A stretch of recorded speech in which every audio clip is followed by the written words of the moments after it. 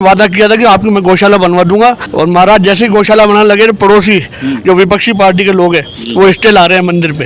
रफ़ीक को हर कोई जानता है, अब तो उसको भूल गए। जन की बात, जन की मन की बात, जनमान व्यवस्था पर आप सभी का हार्दिक स्वागत और अभिनंदन है। अभी हमारे बीच में राम मंदिर के महंत भेरुदास जी हैं जो कि आदर्श नगर विधानसभा क्षेत्र में आता है। हम इनसे जानेंगे कि इस समय क्या कुछ राजनीतिक गतिविधियां चल रही हैं और किसका माहौल है। महंत जी, आपका जनमानस पर स्वागत है। क्या लग रहा है आपको इस बार के विधानसभा चुनाव में आदर्श नगर सीट पर? आदर्श नगर से यही आएंगे रफ़ीक साहब। रफ़ीक साहब आएंगे। दूसरी पार्टी के जो लोग हैं वो कहीं ना कहीं ध्रुवीकरण की कोशिश कर रहे हैं, हिंदू मुस्लिम की वो बात करते हैं, क्या ये मुद्दे चलेंगे? कोई हिंदू मुस्लिम नहीं है, सब एक है।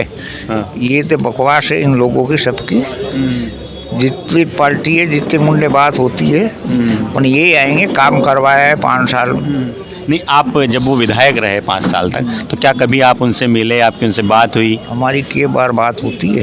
तो किस तरह के वो व्यक्ति हैं जब वो मिलते हैं? क्या व्यवहार है उनका? बिल्कुल क्लियर व्यवहार है। क्या कभी कोई काम वगैरह भी पड़ा है आपका उनसे? मंदिर को लेकर कोई बात हुई है, कोई काम करवाया है? नहीं, अभी काम करवाया था तो वो बोले कि मेरे को आचार संहिता लग गई है।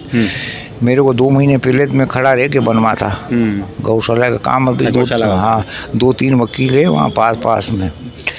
उसने इस्ते लाने की कोशिश करी, रोक के दरखास्त इधर उधर कॉलोनी में करवाने गए, नट गए वो। मंदिर का मामला बाबा जी ठाकुर जी की ज़मीन है, मर्जी पड़े वो करेगा बाबा जी।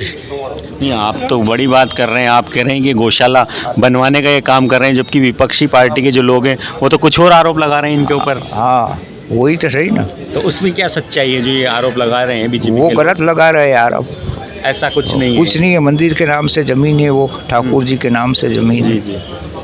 तो ये जो रफ़ीक खान जो एमएलए के दावेदार हैं कांग्रेस की तरफ से, पहले भी विधायक रहे हैं, तो क्या कुछ ये जो मतदाताओं में कुछ भेदभाव करते हैं या सबको साथ लेकर चलते हैं? किस तरह के? नहीं, कोई मतभेद नहीं है, सबको साथ लेके चलते हैं। सबको चले, अभी तक चले, 5 साल पूरे हो गए।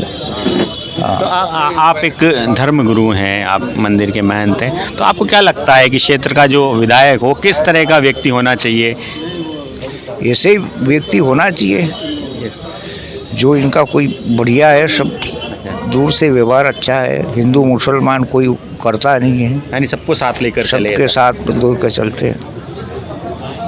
आप कुछ कहना चाह रहे हैं? नहीं महाराज जो कह रहे हैं बिल्कुल सही कह रहे हैं। रफ़ीक साहब गौ प्रेमी हैं। उन्होंने 3 महीने पहले महाराज गए थे रफ़ीक साहब के पास गौशाला के बनाने के लिए, और रफ़ीक साहब ने वादा किया था कि आपकी मैं गौशाला बनवा दूंगा मगर आप आचार संहिता में आए हैं। और महाराज जैसे ही गौशाला बनाने लगे पड़ोसी जो विपक्षी पार्टी के लोग हैं वो स्टे ला रहे हैं मंदिर पे। वो गौशाला नहीं बनने दे रहे हैं, वो भाजपा के लोग हैं वो। और रफ़ीक साहब ने वादा किया था इनको कि वो दिखावटी, मतलब कहे कुछ और है, केवल गोभक्त दिखावटी गोभक्त है, कोई लेना देना नहीं उनके गायों से। वो गायों को रोड पे छोड़ देते हैं।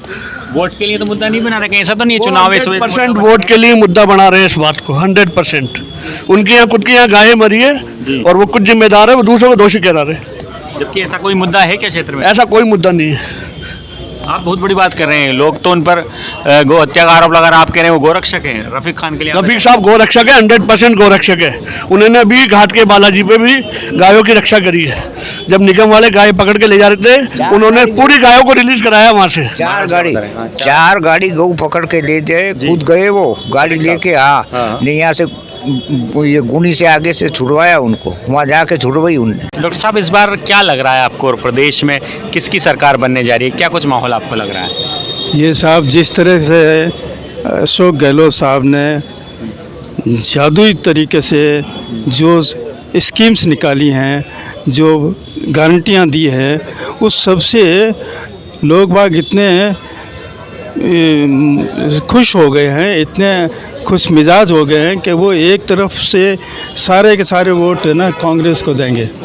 इवन मेरा इत्तेफाक होता रहा, तो मैं सड़क का आदमी हूँ, तो मैं कम्युनिटी मेडिसिन का प्रोफेसर हूँ, तो आई डील विद पर्सन्स और रेफरल जो होता है। तो इवन बीजेपी के कार्यकर्ता भी कहते हैं कि साहब रफ़ीक साहब जैसा बंदा तो हमें मिल ही नहीं सकता, ऐसा नुमाइंदा मिल ही नहीं सकता, इतना ज़हीन, इतना यानी हंसमुख, और हर टाइम है ना जनता की सेवा में हाजिर रहते हैं। ये बात है। तो आप भी आदर्श नगर विधानसभा के ही मतदाता हैं? मैं जवाहर नगर में रहता हूँ। अच्छा। मेरे बच्चे भी यहाँ रहते हैं। मेरा बेटा यहाँ प्रोफेसर है, सीनियर प्रोफेसर है SMS में। तो हम तो एक मत। और ये जो फैमिली है, ये रहमत खान साहब का ये नवासा है और ये मेरे को मामा, और इतनी यानी कि 1000 लोगों के बीच में आके मेरा है ना इत्तेफाक करता है और बहुत मेरे को आदर सत्कार देता है। तो हम तो बड़े गदगद हैं कि ये ऐसा नुमाइंदा। और आदर्श नगर ये जो कॉन्स्टिट्यूएंसी है, ये तो आदर्श है वास्तव में। ये पहली बार नाम ही आदर्श नगर है। हाँ, आदर्श नगर। इसने जो डिफीट दी परिणामी को, वो बहुत काबिल तारीफ़ है, क्योंकि उससे है ना लोग बाग यहाँ तक है ना तंग आ गए थे। और ये एक नया सवेरा लेके आया है और ये बरकरार रहेगा।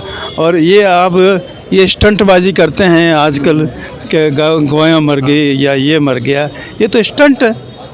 अरे भाई, ऐसे स्टंट तो ये माहिर हैं, जुमलेबाजी में माहिर है और झांसेबाजी में माहिर है, झूठ बोलने में माहिर है। तो इन लोगों को अपन कैसे कम्पीट करें? ये तो वोट की ताकत से ही कम्पीट कर सकते। अभी आपने एक नाम लिया पूर्व विधायक अशोक परनामी का, जब वो पिछली बार चुनाव मैदान में थे, बीजेपी के प्रदेश अध्यक्ष भी थे, तो क्या वजह मानते हैं आप उनकी कि पार्टी ने उनका टिकट क्यों काट दिया? इतने बड़े नेता थे। और उन्होंने तो ये भी कहा था कि जब रफ़ीक खान को टिकट मिला था पिछली बार, कि कौन रफ़ीक खान, इन्हें तो कोई जानता भी नहीं।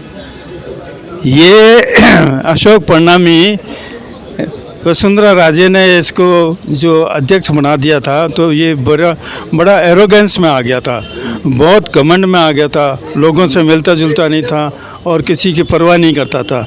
हम तो इसको शुरू से ही जानते हैं, सन 70 से मैं यहाँ आया हुआ हूँ, तो आई नो उसकी जो स्टाइल है या क्या है।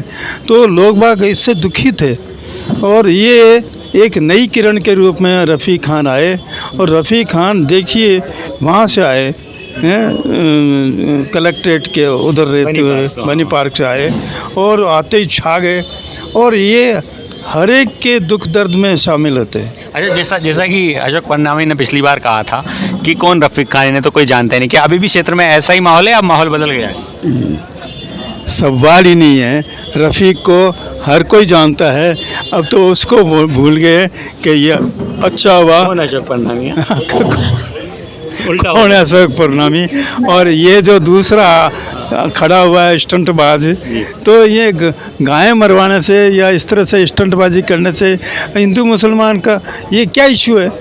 हिंदू मुसलमान सदियों से रहते आए। जब 3 दिसंबर को नतीजे आएंगे तब पता लगेगा कि क्या कुछ नतीजे सामने आते हैं। लेकिन क्षेत्र की जनता का यही कहना है कि एक बार फिर से रफ़ीक खान ही आदर्श नगर से चुनकर आ रहे हैं।